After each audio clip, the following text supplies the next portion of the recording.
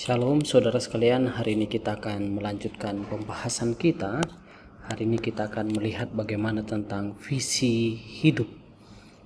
Dalam pertemuan-pertemuan sebelumnya kita sudah membahas bagaimana hidup kita sebetulnya ada batasnya. Apakah sekian puluh tahun?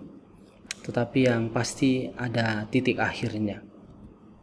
Kalau kita mengingat kembali atau melihat kehidupan manusia, sebetulnya ada beberapa titik ya dalam hidup yang mungkin sudah kita lewati, atau mungkin kalau Tuhan izinkan kita berumur panjang, kita akan melewati masa-masa ini. Yang pertama adalah awal mula kita mungkin di dalam kandungan, tetapi biasanya secara administrasi itu disebut ketika kita lahir pertama kali.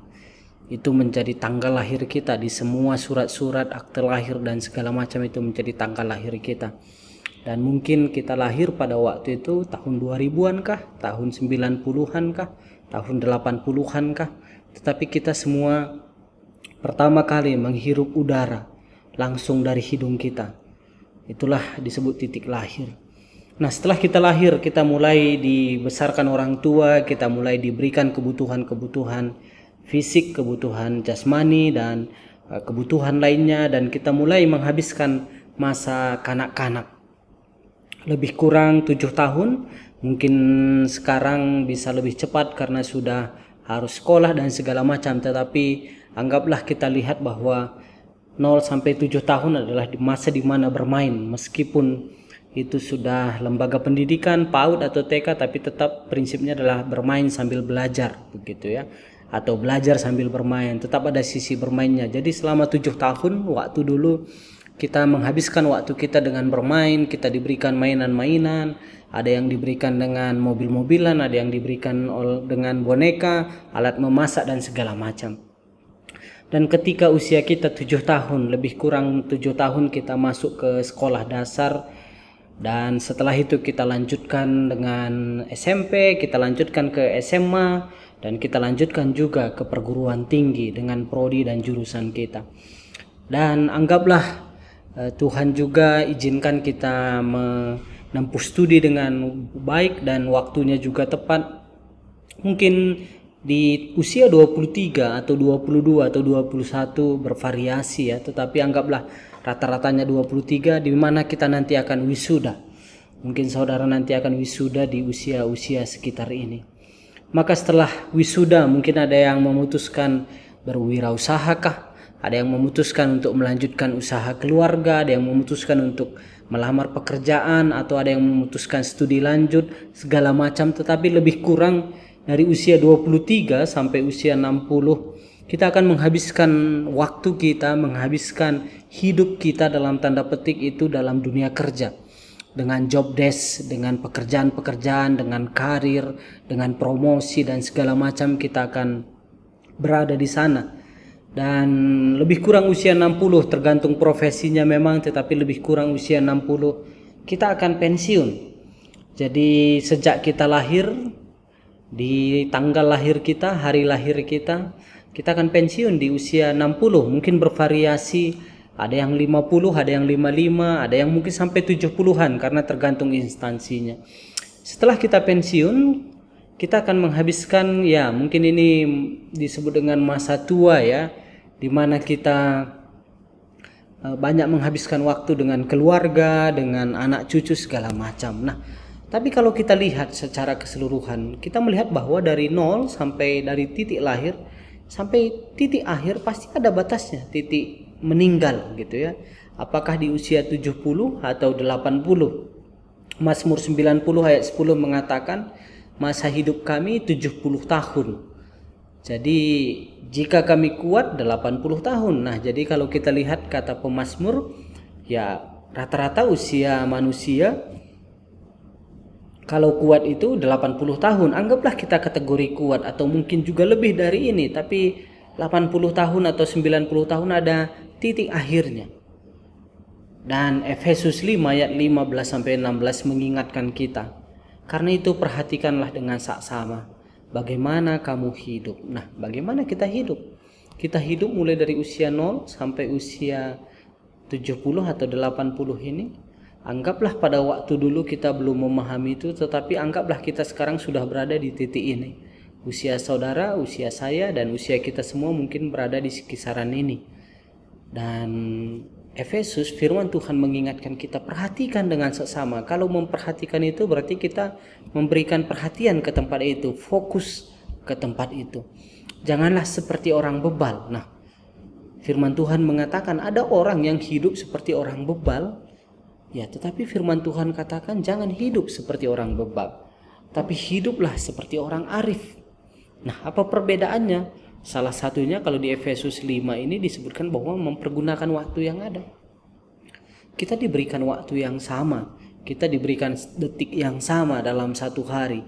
Dan anggaplah kalau usianya sama dengan yang lain, anggaplah usia 80 tahun, maka berarti setiap orang itu sama 80 tahun, sekian hari, sekian detik yang dia jalani dalam hidup itu. Dan firman Tuhan ingatkan hari-hari ini adalah jahat. Salah satu maksud jahat adalah hari-hari yang kita jalani itu mudah sekali menarik perhatian kita. Bagaimana kita lihat juga di Alkitab, banyak orang yang akhirnya teralihkan perhatiannya dengan panggilan awal dia. Paulus mengatakan bahwa salah satu rekan pelayanan dia meninggalkan Paulus karena cinta akan dunia. Di firman Tuhan yang lain disebutkan bahwa cinta akan uang adalah akar segala kejahatan. Cinta, memburu uang, kata firman Tuhan. Artinya apa? Seringkali ketika kita mencemplungkan diri ke dalam kehidupan, bisa jadi kita teralihkan atau terabaikan fokus kita. Ya, mungkin bisa kita alami juga, misalkan ketika kita diutus ke satu tempat untuk satu pekerjaan, ada hak dan kewajibannya, tapi setelah kita tiba di tempat itu, bisa dengan mudah kita lebih menarik hati kita tentang objek wisatanya kah, makanannya kah, sehingga apa tadi yang tujuan awal tidak maksimal dilakukan. Nah, Yakobus 4 ayat 14b mengatakan bahwa dari 80 tahun ini, apakah arti hidupmu? Nah, ketika nanti kita, kalau kita ditanya sekarang aja, usia kita mungkin belasan, usia kita mungkin 20-an, ada yang 30-an mungkin seperti saya. Pertanyaannya adalah, kalau kita berada di titik sekarang dan memandang kehidupan kita yang sudah lewat, kita memandang hari kemarin, kita memandang minggu lalu, kita memandang tahun lalu, apakah kita sudah merasa hidup kita berarti? Yakobus 4 ayat 14b mengingatkan kita juga bahwa hidup kita itu seperti uap. Uap yang sebentar saja. Jadi analoginya seperti uap. Kalau kita masak di dapur misalkan, kadang begitu air mendidih kita buka tutupnya dan uap keluar, tapi hanya sebentar.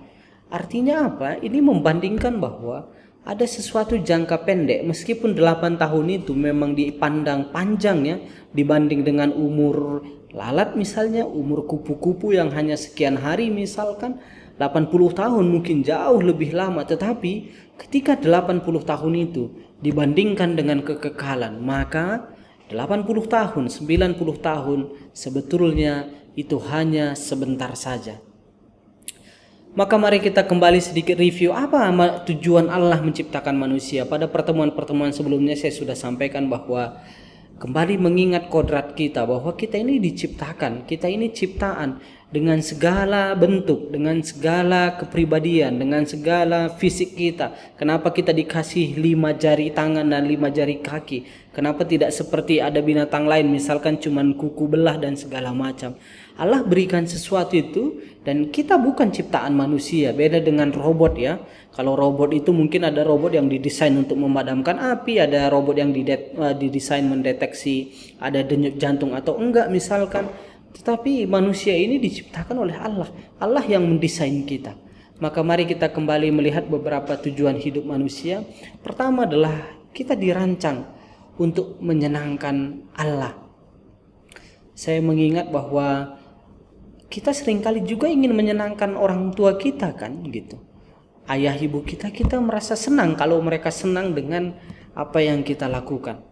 Ada rasa puas dalam hati kita ketika kita mendengar bahwa ibu kita atau ayah kita membangga-banggakan kita. Artinya ketika kita memberikan sesuatu kepada orang tua dan dia senang, itu menjadi kepuasan bagi kita. Contoh misalkan ketika orang tua ulang tahun, biasanya kita berusaha memberikan dengan keterbatasan kita tentunya, tetapi kita berusaha memberikan sesuatu. Dan apa tujuannya? Tujuan kita memberikan sesuatu itu pasti untuk menyenangkan orang tua. Makanya kita kadang repot ya mencari apa nih barang yang cocok untuk orang tua. Apakah orang tua saya akan suka ini enggak, tas enggak? Atau dia lebih suka helm atau lebih suka apa gitu. Dan kita mungkin perlu pemikiran dan akhirnya kita putuskan. Dan biasanya harapan kita adalah ketika orang tua membuka itu dia senang gitu. Dan kalau dia nggak senang kita juga kecewa. Misalkan begitu dia buka dan dia bilang, waduh kenapa ini, saya nggak suka ini. Dan biasanya itu kita sedih. Tapi kalau dia ketika buka dan dia senang sekali, mukanya senang dan bilang, wah saya cari lama barang ini dan kamu berikan, maka ada kepuasan bagi kita. Nah, orang tua kita yang di dunia pun ada keinginan kita untuk menyenangkannya. Maka sebetulnya adalah Allah juga rindu supaya kita menyenangkan hati Allah. Di mana orientasi kita, pemikiran kita, bagaimana menyenangkan Allah. Yang kedua adalah kita juga dibentuk menjadi anggota keluarga Allah. Kita kembali tahu bahwa salah satu kebutuhan dasar manusia adalah kebutuhan sosial. Artinya memang kita melihat Allah pun menikmati dalam kekeluargaan. Betapa kita senang ketika kita ulang tahun misalkan. Betapa kita berharap orang mengucapkan ulang tahun ke kita. Baik kita tipe ekstrovert atau introvert, baik kepribadian kita yang macam-macam lah, melankolis, kolerik, segala macam. Walaupun kita berbeda dalam banyak hal, tetapi ketika kita ulang tahun, kita juga ingin ada orang yang merayakan dengan kita, yang memberikan kehangatan bagi kita dalam hal ulang tahun. Jadi saudara sekalian, kita melihat bahwa menjadi anggota keluarga Allah adalah sesuatu yang indah, yang Tuhan pun tahu bahwa itu sesuatu yang indah. Yang berikutnya adalah kita diciptakan untuk menyerupai Kristus. Dalam hal apa? Dalam hal karakter kita. Tidak hanya, bukan bicara tentang fisik gitu ya, tetapi bagaimana nilai-nilai yang diajarkan oleh Yesus itu ada dalam diri kita. Makanya Amanat Agung juga mengatakan bahwa ajarlah mereka melakukan apa yang telah kuajarkan kepadamu. Jadi salah satu esensi pemuridan adalah mengajari orang melakukan apa yang diajarkan Yesus gitu. Tidak sekedar bahwa wah Yesus juru selamat, tapi lebih dari itu, di mana ketika Yesus mengatakan bahwa kasihi musuhmu, itulah yang kita ajarkan untuk orang lakukan. Kita didesain untuk melayani Allah dan kita dibuat untuk sebuah misi. Jadi saudara sekalian, hidup kita, hidup saudara dan hidup saya, kita dirancang untuk melakukan hal ini, menyenangkan, menjadi anggota, menyerupai Kristus, melayani Allah dan sebuah misi. Dan siapakah yang paling pantas mengatakan hidup kita sudah mencapai tujuan? Ya, pemilik tujuan itu sendiri. Maka nanti beberapa kali saya sampaikan bahwa pada akhirnya Allah kalau dia punya lembar assessment, ya dia menilai antara apa yang dia harapkan dengan apa yang kita capai. Seperti itu kira-kira ya. Jadi bagi Allah nanti tidak terlalu penting meskipun kita merasa tujuan hidup kita sudah tercapai. Misalkan kita menetapkan tujuan hidup kita, wah saya pengen nih tujuan hidup saya adalah minimal punya satu rumah, satu mobil, dan sudah setelah itu saya bisa pergi jalan-jalan ke beberapa objek wisata dengan dana saya. Dan mungkin selama hidup ada lebih dari itu. Tadinya kita cuma menetapkan punya satu rumah, tapi ternyata kita punya beberapa rumah. Punya tetapkan atau berharap punya satu mobil aja, ternyata punya lebih. Tetapi satu saat nanti mungkin itu nggak bisa kita klaim kepada Allah bahwa saya sudah memenuhi tujuan hidup saya, Tuhan. Loh kenapa, kata Tuhan. Dan kita bilang saya dulu cuma punya berharap satu mobil, satu rumah, tapi ternyata lebih loh. Dan kata Tuhan, iya itu menurut kamu penuhi tujuan kamu, tetapi kan yang saya pikirkan nggak seperti itu gitu. Jadi saudara sekalian, bahwa kembali lagi pemilik tujuan hidup kita, yang tahu tujuan hidup kita adalah Allah. Nah,